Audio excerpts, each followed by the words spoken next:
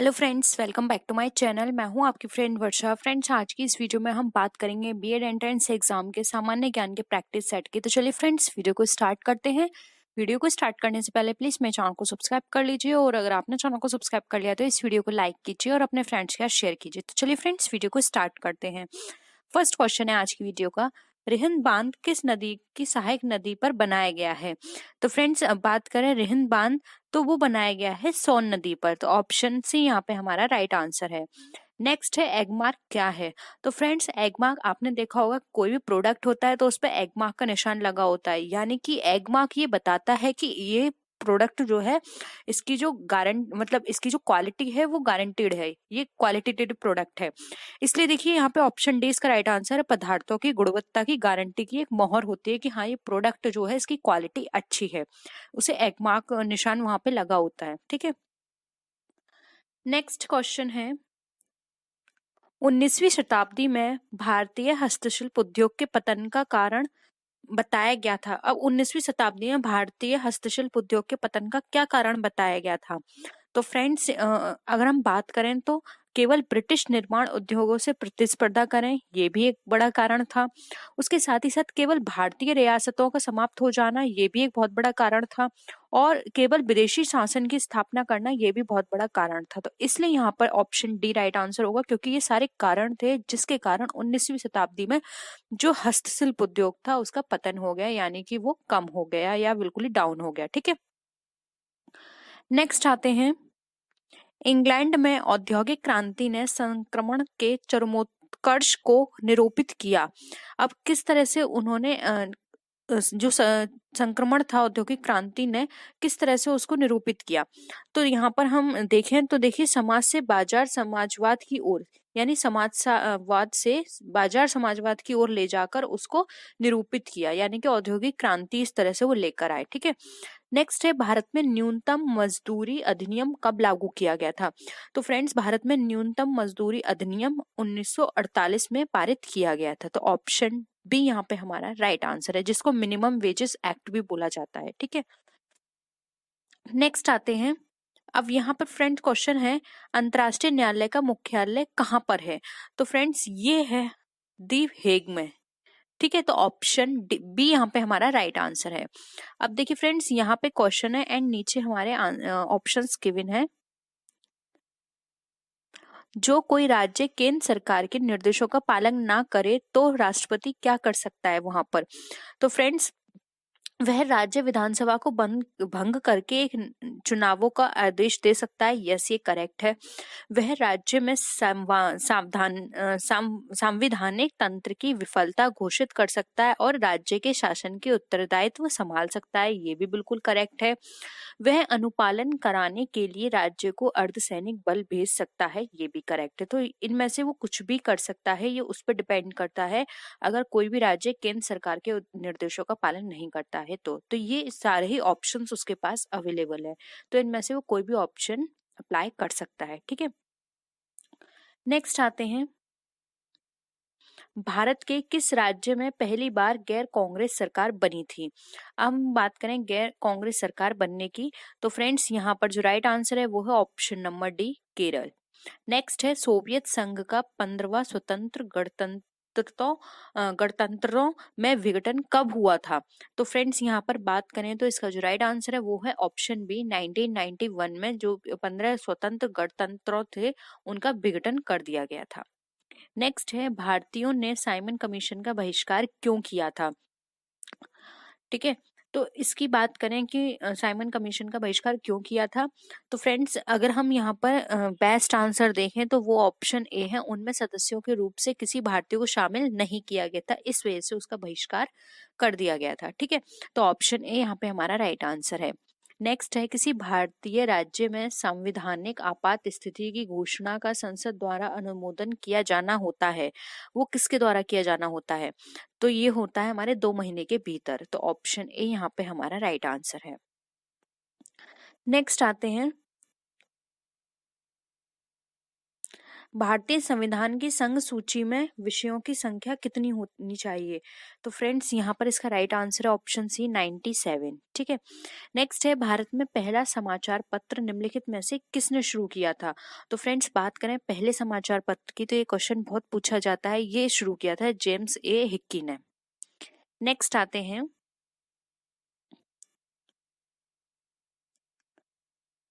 Servants of India society किसने बनाई थी?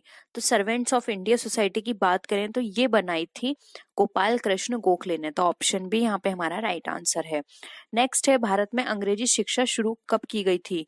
तो फ्रेंड्स ये शुरू की गई थी लॉर्ड मैकॉले ने अंग्रेजी शिक्षा, और इसको भारत में ही अंग्रेजी शिक्षा भी लेकर आए थे। ठीक है। नेक्स्ट है, भारत में प्रमुख फ्रांसीसी बस्ती बताइए। तो प्रमुख फ्रांसीसी बस्ती की बात करें तो यहाँ पर पौंडीचेरी आएगा इसका आंसर बी। नेक्स्ट है,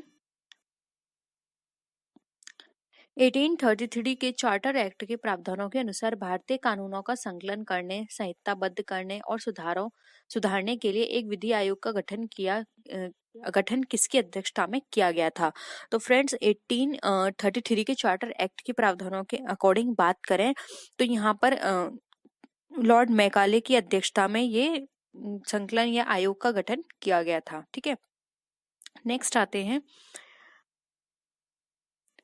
ब्रिटिश संसद का सदस्य बनने के लिए वाला पहला भारतीय कौन था? तो यहाँ पर बात करें तो फ्रेंड्स का राइट आंसर होगा डी, वो थे दादा भाई नौरोजी। नेक्स्ट है, भारतीय तटरेखा की लंबाई कितनी होनी चाहिए? तो फ्रेंड्स यहाँ पर 7,500 किलोमीटर भारतीय तटरेखा की लंबाई लगभग इतनी होनी चाहिए। नेक्स्ट है, संसार में दूसरा सबसे ऊंचा पर्वत शिखर निम्नलिखित में से कौन सा है? तो फ्रेंड्स राइट आंसर है K2। नेक्स्ट है, कोंकण रेलवे की लंबाई लगभग कितनी है? तो फ्रेंड्स यहाँ पे इसका राइट आंसर है बी, 760 किलोमीटर कोंकण रेलवे की लंबाई है। नेक्स्ट है, भारत का निम्नलिखित में से कौन सा तट प्रचंड उष्ण कटिबंधीय चक्रवातों से सर्वाधिक दुष्प्रभावित है? तो फ्रेंड्स यहाँ पर बात करें मालाबार, आंध्र, कोंकण और गुजरात में, तो इसका राइट आंसर है ऑप्शन नंबर बी, जो कि है आंध्र। ये सबसे ज्यादा वहां पे उष्ण कटिबंधीय चक्रवात आते हैं जिसके कारण वह प्रभावित रहता है। ठीक है। नेक्स्ट है, संसार में स्वच्छ जल की सबसे बड़ी झील कहाँ पर है? अगेन वेरी इंपॉर्टेंट क्वेश्चन है और ये एग्जाम में आपके बहुत पूछा जाता है। तो लेक सुपिरियर फ्रेश वाटर के लिए जानी जाती है, सबसे ज्यादा फ्रेश वाटर या हम बोले स्वच्छ वाटर यहाँ पर मिलता है, तो ऑप्शन डी यहाँ पे हमारा राइट आंसर है।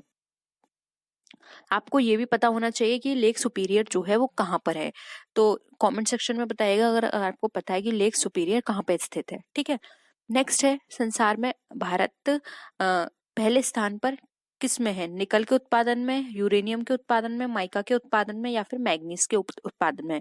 तो फ्रेंड्स यहाँ पे इसका राइट आंसर है ऑप्शन नंबर यहाँ पे सी, जो कि है माइका के उत्पादन में भारत प्रथम स्थान पर है अगर हम पूरे संसार में बात करें तो। नेक्स्ट आते हैं, आज की वीडियो का ये हम लास्ट क्वेश्चन रखेंगे, भैंसों की निम्नलिखित नस्लों में से कौन सी नस्ल गुजरात के दक्षिणी पश्चिमी भाग में पाई जाती है? तो फ्रेंड्स यहाँ पर बात करें तो ऑप्शन सी राइट आंसर है, जो कि है सुरती। नेक्स्ट है, भारत का पहला नेशनल पार्क निम्नलिखित में से कौन सा है? तो फ्रेंड नेशनल पार्क बात करें जो कि पहला है भारत में, तो वो है यहाँ पे right answer option number A, Corbett National Park. तो आई होप आपको ये प्रैक्टिस सेट पसंद आया होगा, वीडियो पसंद आई होगी। वीडियो पसंद आए तो वीडियो को लाइक कीजिए, अपने फ्रेंड्स के साथ शेयर कीजिए। किसी भी तरह का डाउट हो तो प्लीज कमेंट सेक्शन में बताइएगा। Friend B Ed entrance exam के रीजनिंग के प्रैक्टिस सेट की। तो चलिए फ्रेंड्स वीडियो को स्टार्ट करते हैं।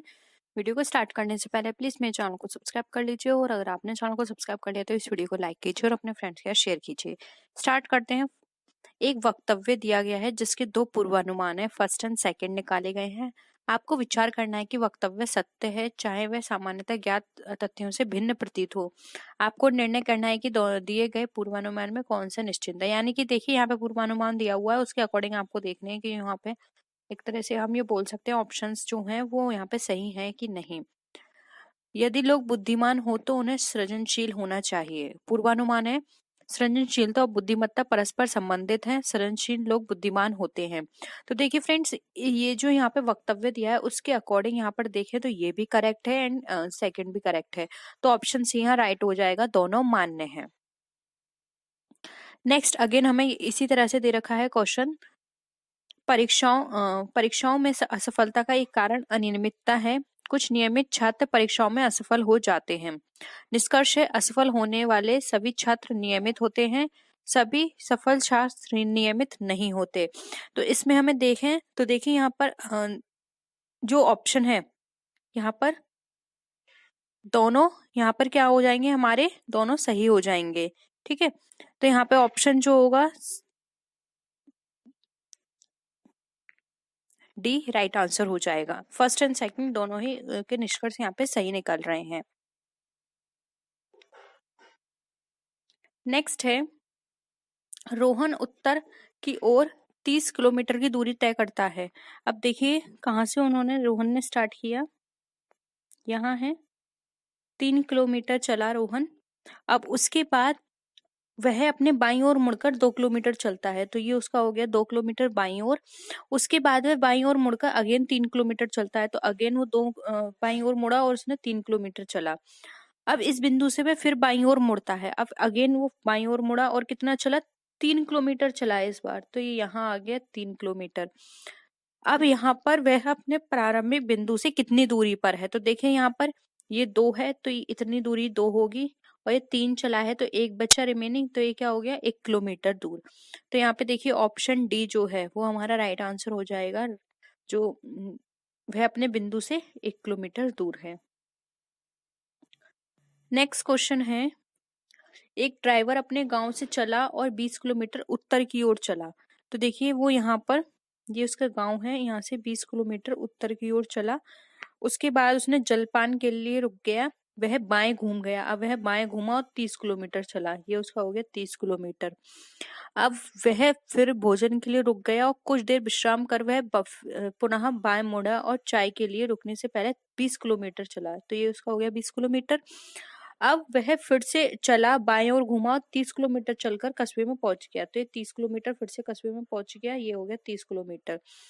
तो वह रात्रि भोजन किया, शाम की चाय के बाद वह किस दिशा में चला, तो हमें देखना है शाम की चाय के बाद जो है वो किस दिशा में चला था। तो देखिए शाम की चाय उसने कहाँ पी थी, बताइए।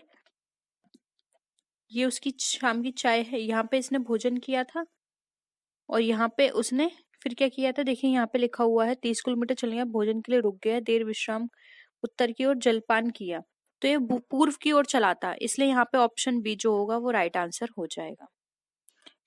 ठीक है, नेक्स्ट है, बड़े अक्षरों में एक शब्द दिया गया है, इसमें 4 शब्द उत्तर के रूप में दिए गए हैं, इसमें हमें बताना है। तो देखिए बड़े शब्द इसमें हमें 4 उत्तर के रूप में दिए हुए हैं, NAMES, ई इसमें नहीं है तो ये कट गया, BASAL, BASAL,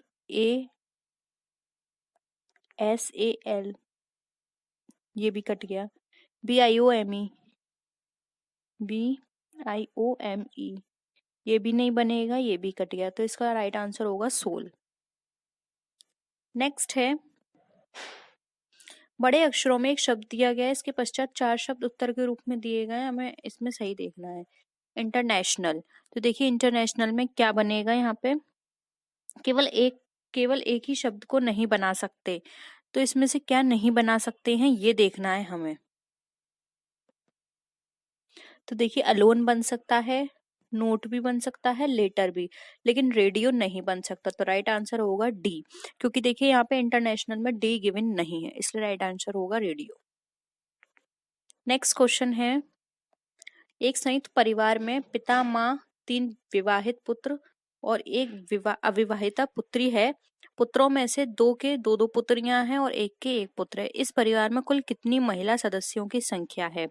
तो देखिए महिला सदस्य, इस संयुक्त परिवार में पिता, माँ, तो ये माँ हो गई एक, ठीक है। महिला सदस्य में उनकी माता 1, और वो क्या है, 3 पुत्र बधू हुई, क्योंकि तीनों विवाहित पुत्र हैं तो 3 पुत्र बधू हुई। उसके बाद 1 अविवाहिता पुत्री और 4 पोतियां, तो कितना हो गया 9, 9 राइट आंसर है। नेक्स्ट क्वेश्चन है फिर, एक परिवार की सामूहिक फोटो खींचते समय पिता को पुत्र के बाईं ओर तथा दादा के दाईं ओर बैठे पाया गया।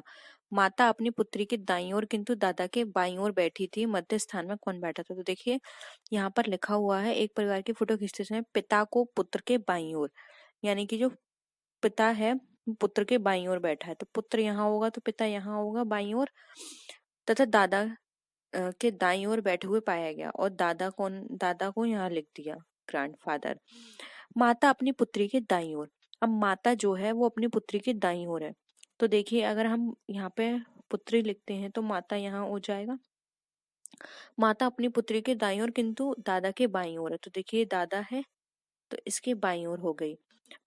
मध्य स्थान में कौन बैठा हुआ? तो देखिए यहाँ पर टोटल कितने हैं, यहाँ पर 5 मेंबर है। मध्य में कौन है? दादा, यानी कि यहाँ पर ग्रैंडफादर। ऑप्शन बी यहाँ पे राइट आंसर हो जाएगा। नेक्स्ट क्वेश्चन पे आते हैं। ए का भाई एफ है, ए की पुत्री सी है, तो देखिए ए का भाई एफ है, ठीक है। ए की पुत्री कौन है? सी। एफ की बहन है के, यानी कि के कौन है? इनकी बहन है। सी का भाई जी है, सी का भाई कौन है? जी।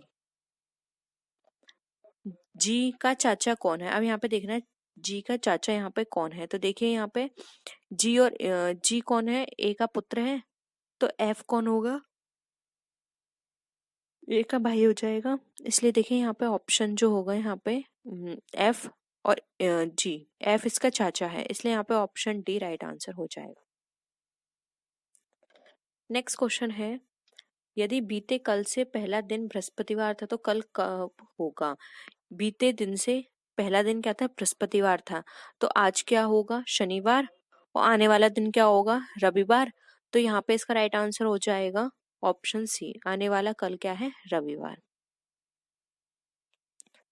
नेक्स्ट है, अब हमें इसमें कितने आयत है ये बताने हैं, तो देखिए आप यहाँ पे लिख लीजिए, ये हो गया ए, ठीक है, ये हो गया बी, इसे लिख लीजिए सी, और ये हो गया डी, ठीक है।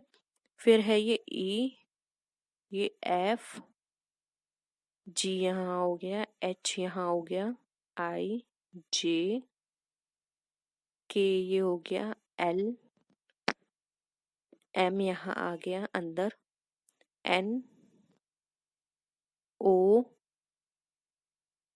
पी ये हो गया, और क्यू, ठीक है। ए से लेके क्यू तक है, तो देखिए यहाँ पर ए बी जी के, ए बी जी और के हो गया एक, फिर के जी सी डी, ये कितना हो गया यहाँ पर? तो इस हिसाब से आप टोटल लगाएंगे तो टोटल यहाँ पे निकल कर आएगा 16 है आयत। देखिए एक ये हो गया हमारा, मैं आपको एक बार फिर से बता देती हूँ, एक ये हो गया आपका के सी डी के, दो दूसरा ये हो गया, तीसरा हो गया ए एफ पी के, ए एफ पी के, ये तीसरा हो गया, एन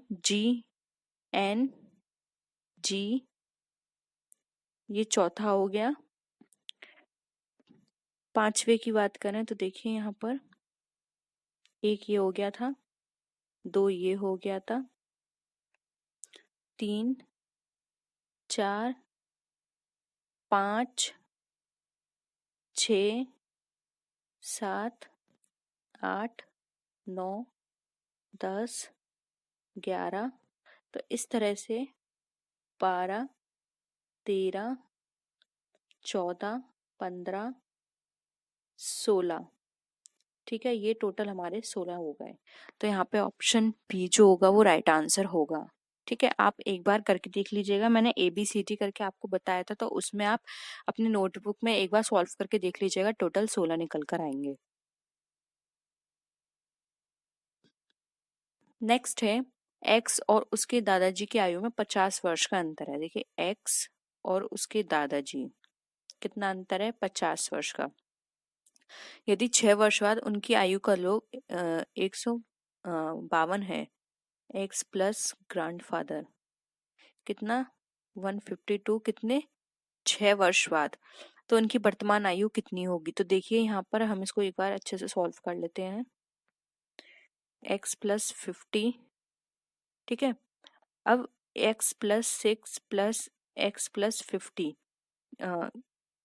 6 आएगा, 50 नहीं 6, तो कितना है 152। तो यानी कि हमारे पास कितना हो गया 2x प्लस 62 इक्वल टू 152। तो देखिए यहाँ पर अगर इसको हम सॉल्व करेंगे तो x इक्वल टू 45 निकल कर आया। अब 45 प्लस ये जो हमें यहाँ दे रखा है 50 करेंगे तो हमारा कितना आ जाएगा 95। तो यहाँ पे ऑप्शन सी क्या होगा 95, ये हमारा राइट आंसर होगा। नेक्स्ट क्वेश्चन है, अब देखिए यहाँ पे आकृति में बलिष्ठ अनुशासित लड़कों को अंक प्रदर्शित किए गए हैं। तो देखिए यहाँ पर यहाँ दिया गया है जो बलिष्ठ अनुशासित है, गोला क्या है बलिष्ठ और अनुशासित, इनमें देखना है हमें कितने लड़के हैं। तो देखिए यहाँ पर ऑप्शन में आप देख सकते हैं 2 यहाँ पे राइट आंसर होगा, ये रहा, ठीक है। बलिष्ठ भी हैं और अनुशासित भी हैं, तो ये यहाँ पे 2 लड़के हैं, तो ऑप्शन यहाँ पे क्या हो जाएगा बी राइट आंसर हो जाएगा। नेक्स्ट क्वेश्चन है, एक 31 विद्यार्थी की कक्षा में अरुण का स्थान 17 है, अंत में उसका स्थान कौन सा है? यानी कि अगर हम देखें तो देखिए अनुज का 17वां स्थान है 31 में से, तो 31 में से अगर हम 17 माइनस करेंगे तो कितना निकल कर आएगा 14, और एक स्थान उसका खुद का है तो उसमें ऐड कर दीजिए 15वां स्थान होगा लास्ट से, इसलिए यहाँ पे ऑप्शन बी जो हो जाएगा वो राइट आंसर हो जाएगा। नेक्स्ट क्वेश्चन है, ए और बी भाई हैं, तो देखिए ए और बी कौन हो गए भाई हैं, तो ये भी भाई हैं।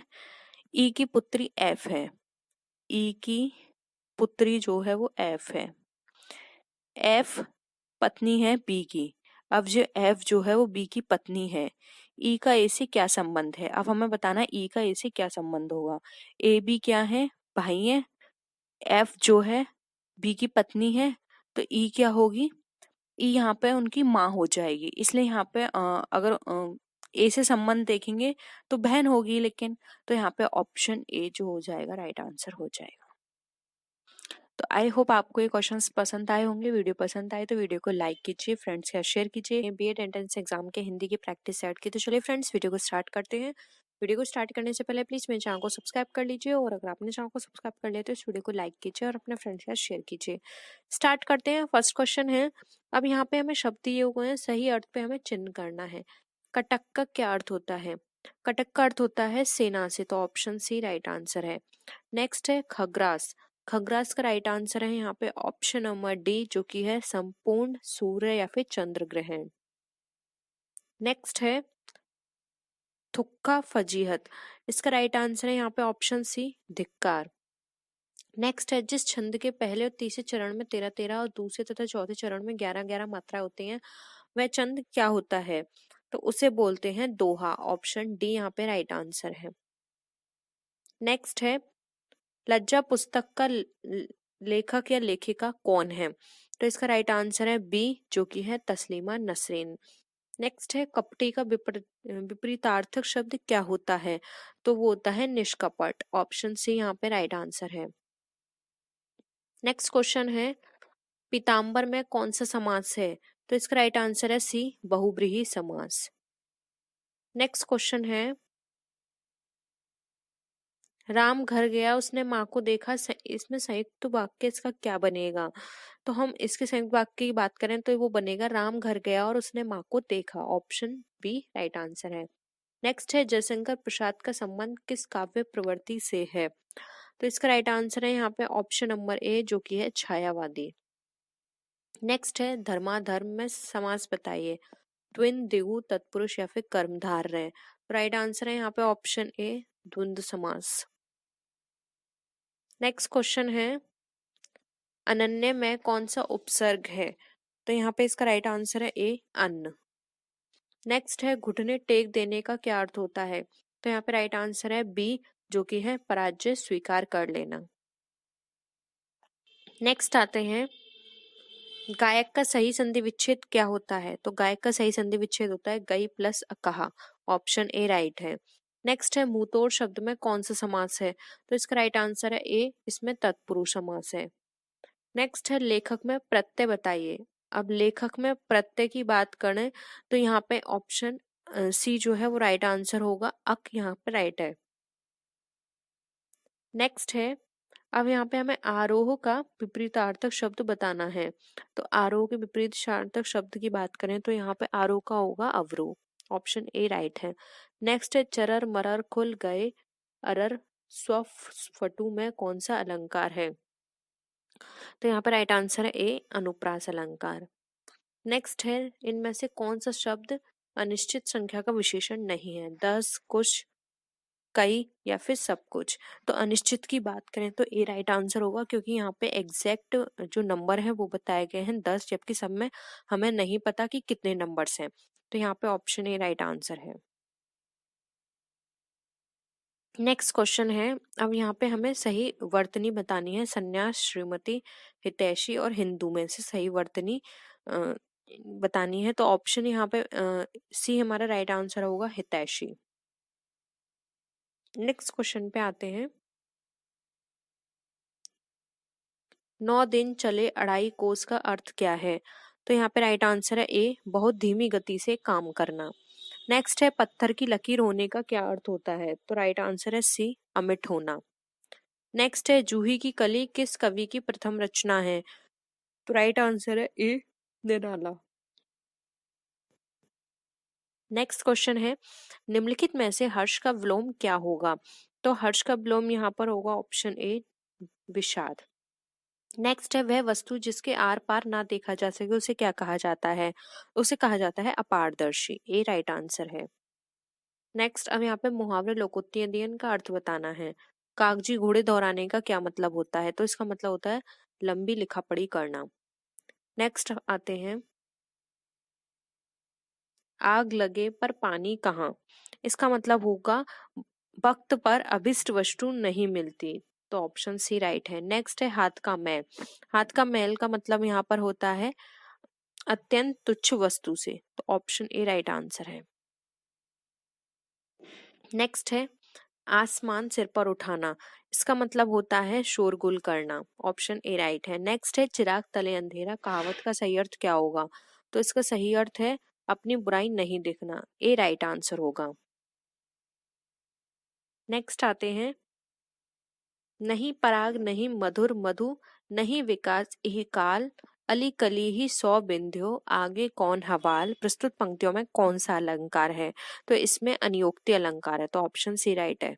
अब यहाँ पे हमें शुद्ध वाक्य देखना है। क्या तुम दिल्ली जा रहे हो? क्या तुम दिल्ली जा रहे हो? क्या तुम दिल्ली जा रहे हो? क्या तुम दिल्ली जा रहे थे? तो इसमें हमें बताना है शुद्ध वाक्य कौन सा है।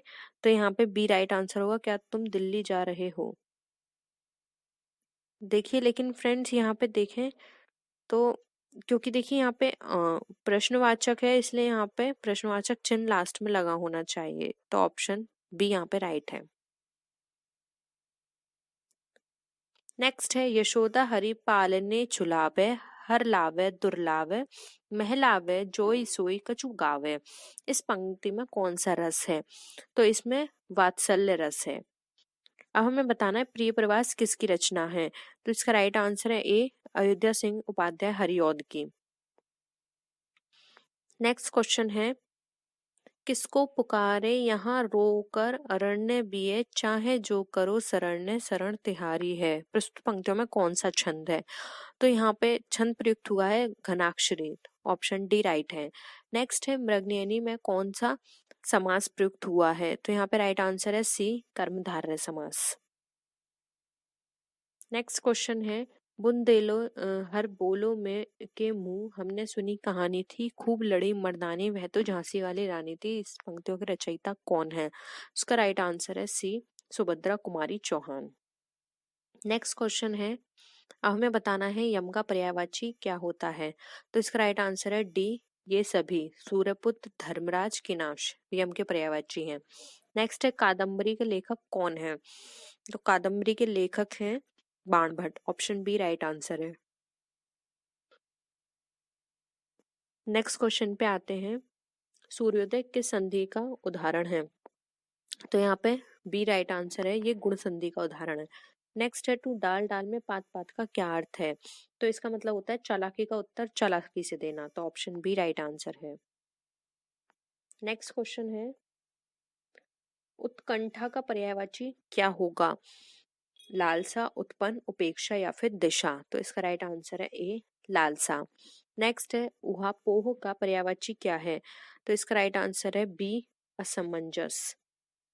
नेक्स्ट है, निर्देश पढ़ लेते हैं। अब यहाँ पे संधि, हमें सही संधि का चयन करना है। षडानन का क्या किस में है ये? तो यहाँ पे राइट आंसर है व्यंजन संधि का उदाहरण है। धर्मात्मा, ये उदाहरण है स्वर संधि का। तो ऑप्शन ए राइट आंसर है। नेक्स्ट क्वेश्चन है रेखांकित। रेखांकित की बात करें तो इसके अंदर दीर्घ संधि प्रयोग हुई है। पंचवटी किस समास का उदाहरण है? तो राइट आंसर है डी, जो कि है द्विगु समास का। नेक्स्ट है, जिस पर विश्वास किया गया हो उसके लिए एक शब्द क्या होगा?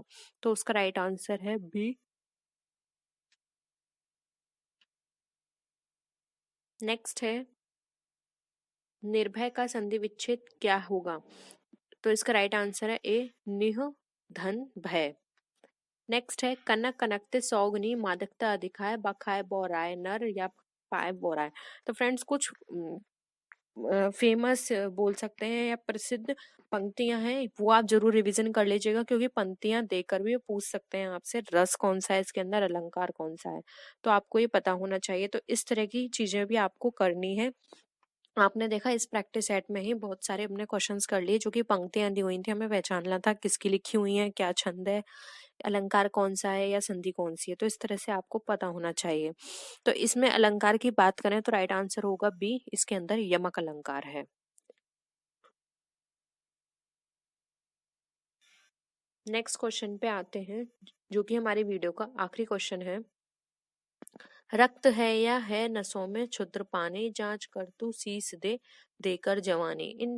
इसके रचयिता कौन है? तो ये लिखा है माखनलाल चतुर्वेदी ने। तो इसका राइट आंसर है ए। तो फ्रेंड्स, ये था हमारा आज का प्रैक्टिस सेट। आई होप आपको सारे क्वेश्चंस क्लियर हुए होंगे। किसी भी तरह का डाउट हो तो जरूर पूछेगा। वीडियो पसंद आए तो वीडियो को लाइक कीजिए और अपने फ्रेंड्स के साथ भी जरूर शेयर कीजिएगा, हो सकता है ये उनके लिए भी हेल्पफुल हो। तो फ्रेंड्स, नेक्स्ट वीडियो में हम फिर मिलते हैं। आप मुझे मेरी सोशल मीडिया पे फॉलो कर सकते हैं और अपनी क्वेरी को वहां भी पूछ सकते हैं। और फिर मिलते हैं नेक्स्ट वीडियो में और भी अच्छी वीडियोस के साथ। तब तक के लिए take care friends, bye bye.